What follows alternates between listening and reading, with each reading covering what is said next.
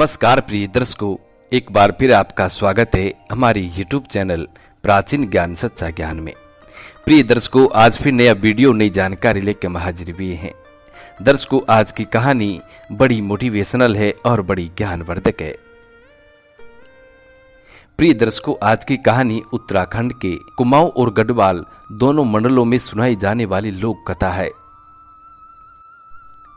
प्रिय दर्शकों, आज की कहानी का नाम है ओखली का भूत। प्रिय दर्शकों, ओखली के बारे में तो आप जानते होंगे, जिसमें पहले के जमाने में अनाज कूटने का कार्य होता था। प्रिय दर्शकों, इस कहानी के बारे में ऐसा कहा जाता है कि जिस घर में पितृ बाधा होती है या फिर किया कराया होता है, भूत पिचास का साया होता है, आकनी साकनी डाकनी का साया घर में होता है, ऐसी स्थिति में यदि इस कहानी को जिस घर में सुना जाता है, उस घर से सभी प्रकार के विकार दूर हो जाते हैं और पति पत्नी के झगड़े हमेशा हमेशा के लिए समाप्त हो जाते हैं। प्रिय दर्शकों, झगड़ा चाहे किसी भी प्रकार का हो, पति पत्नी का हो, सास बहू का हो, पिता पुत्र का हो, दोरानी जिठानी का हो या फिर पड़ोसियों से हो, सभी प्रकार के झगड़े इस कहानी को सुनने मात्र से समाप्त हो जाते हैं और उन लोगों का जीवन सुखमय ही हो जाता है।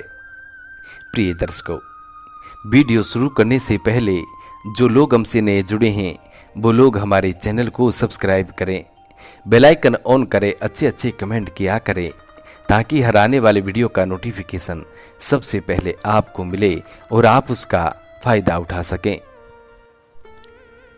शुरू करते हैं प्रिय दर्शकों आज की प्यारी सी पावन पवित्र कहानी, ये प्यारा सा वीडियो। प्रिय दर्शकों, उत्तराखंड के पहाड़ के किसी गांव में एक रमोती नामक एक औरत रहती थी।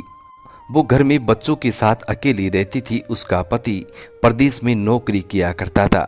प्रिय दर्शकों, पहाड़ों का जीवन आज भी संघर्षमय है और प्राचीन काल समय में तो बहुत ही ज्यादा संघर्ष था। पहाड़ की जिंदगी में, पहाड़ के जीवन व्यापन में ऐसा ही संघर्ष में जीवन था। प्रिय दर्शकों, रमोती का दिन भर अब खेती बाड़ी का काम, पशुओं की देखभाल करना, पशुओं के लिए चारा लाना, शाम को खाना बनाना, खाना खिलाकर बच्चों को सुला देना और दूसरे दिन के लिए अनाज ओखली में कूटना। मतलब अनाज को ओखली में कूट कर रखना ताकि दूसरे दिन उसका भोजन, उसका आटा बनाया जा सके, ताकि दूसरे दिन उसका आटा बनाकर खाना बनाया जा सके। प्रिय दर्शकों, ओखली का कार्य पहले की पहाड़ियों की परंपरा का मुख्य अंग हुआ करता था। वर्तमान रेडीमेड अनाज आने के कारण अनाज को ओखली में कूटने का चलन बहुत कम हो गया है।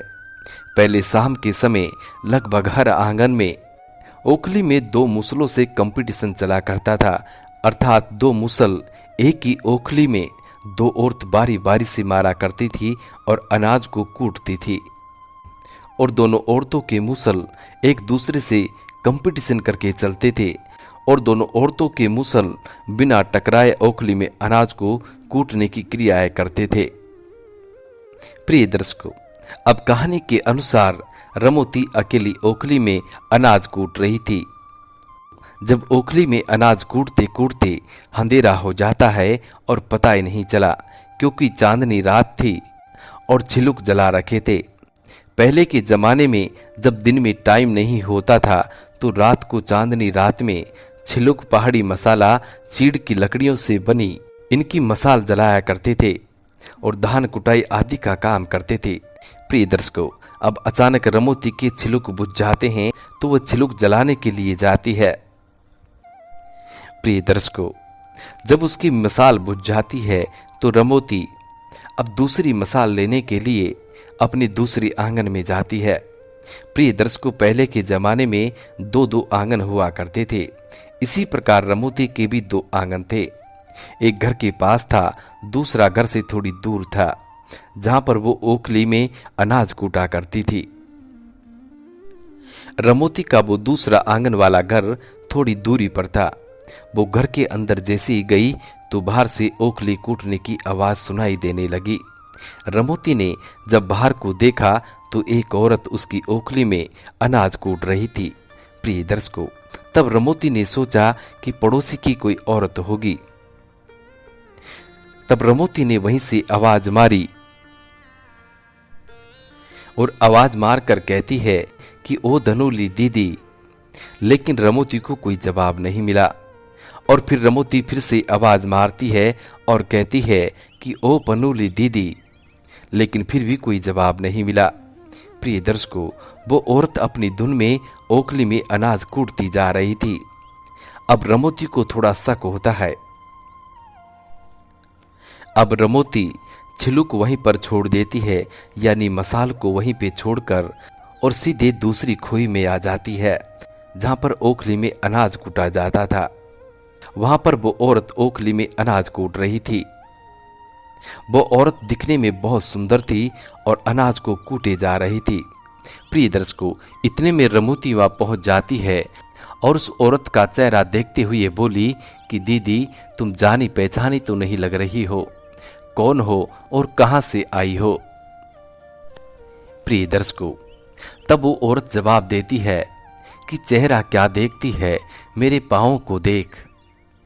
प्रिय दर्शकों, तब रमोती ने उसके पैरों पर नजर डाली तो उसके होश उड़ गए।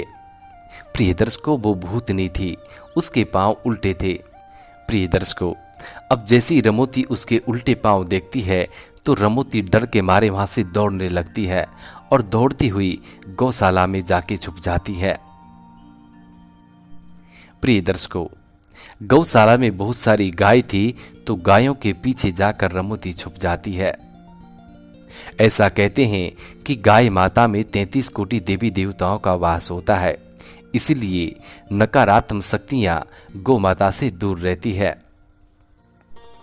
प्रिय दर्शकों, अब उधर भूतनी भी रमोती के पीछे पीछे गौशाला पहुंच जाती है और वहां पहुंचकर भूतनी ने गाय माता से कहा कि वो रमोती को अपने साथ अपनी दुनिया में लेके जाएगी, इसलिए गौ माता तुम मेरे रास्ते से हट जाओ। प्रिय दर्शकों, मगर गौ माता ने नहीं मानी। गौ माता ने कहा कि ये मेरी शरण में आई है और मैं इसे तुम्हारे हवाले नहीं कर सकती। गौ माता और भूतनी से कहती है कि तुम पहले मुझे हरा कर दिखाओ और फिर इसको तुम ले जाना। प्रिय दर्शकों, गौ माता की इतनी बात सुनने के बाद अब वो भूतनी बोली कि बताओ, तुम्हें हराने के लिए मुझे क्या करना होगा? तब गाय माता बोली कि तुम्हें एक सरल सा काम देती हूं, यदि तुम इस सरल काम को करके मुझे हरा देती हो तो इस रमोती को तुम अपने साथ ले जा सकती हो। तब गोमाता कहती है कि तुम मेरे शरीर के सारे बाल गिन दो और इन बालों को गिनने के बाद रमोती को तुम ले जा सकते हो। तब प्रिय दर्शकों, वो भूतनी कहती है कि यह तो बहुत आसान काम है, तुम्हारे शरीर के सभी बाल को मैं अभी गिन देती हूँ। प्रिय दर्शकों, अब वो भूतनी गाय के बाल गिनने लग जाती है। प्रिय दर्शकों, अब वो भूतनी जैसे ही गोमाता के आधे बाल गिनती है तब गोमाता अपने शरीर में जुरजुरी कर देती है, मतलब शरीर में सिरहन पैदा कर देती है और सारे बाल फिर से मिक्स हो जाते हैं और भूतनी अपने गिने हुए बालों को भूल जाती है। इसके बाद वो दोबारा फिर से गिनती चालू करती है और फिर गोमाता सिहरन कर लेती है और फिर से वो भूतनी भूल जाती है, पूरे बाल फिर से मिक्स हो जाते हैं।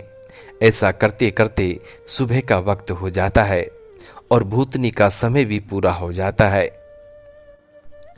प्रिय दर्शकों, ऐसा करते करते अब सुबह हो जाती है और भूतनी का समय चले जाता है और वो भी गायब हो जाती है।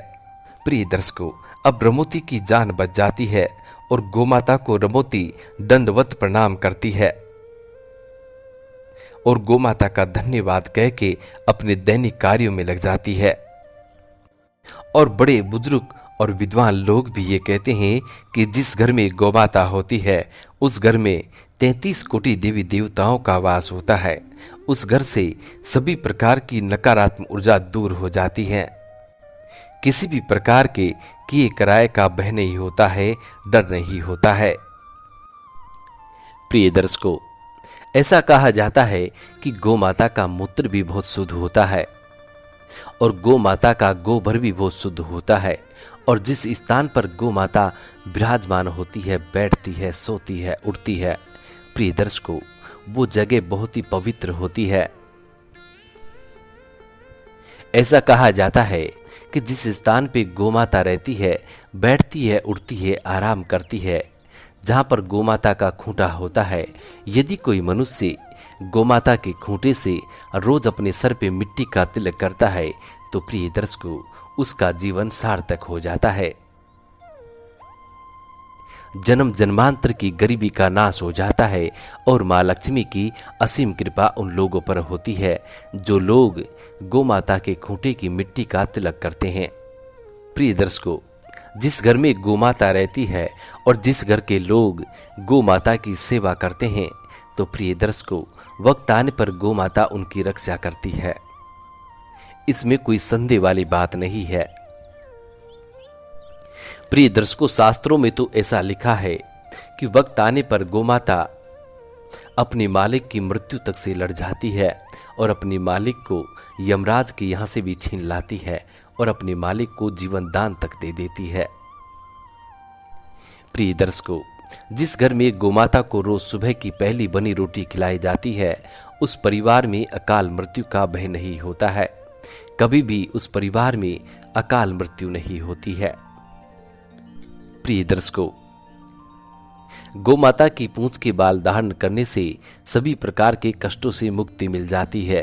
कहा जाता है कि गोमाता की पूंछ में श्री बजरंगबली का निवास होता है, यानी संकट मोचन हनुमान का निवास होता है, जो कि सभी संकटों को दूर करने में सक्षम है। प्रिय दर्शकों, ऐसा भी कहा जाता है कि गोमाता के गुदर के रास्ते में माँ लक्ष्मी का निवास होता है, इसलिए गोमाता के मूत्र में स्वर्ण के कण पाए जाते हैं और इसलिए गोमाता का मूत्र बड़ा पावन पवित्र होता है। जिस घर में गोमाता के मूत्र के छिड़काव किए जाते हैं वो घर गंगा के समान पावन पवित्र होता है। उस घर में कभी भी नकारात्मक ऊर्जाओं का प्रवेश नहीं होता है। प्रिय दर्शकों, आज की कहानी यह समाप्त होती है। हम उम्मीद करते हैं कि आज की ये कहानी आप लोगों को बेहद पसंद आई होगी और इस कहानी से आप ढेर सारे लाभ उठाएंगे। मिलते हैं प्रिय दर्शकों आने वाले नेक्स्ट वीडियो में। तब तक अपना ख्याल रखें। जी नमस्कार, धन्यवाद।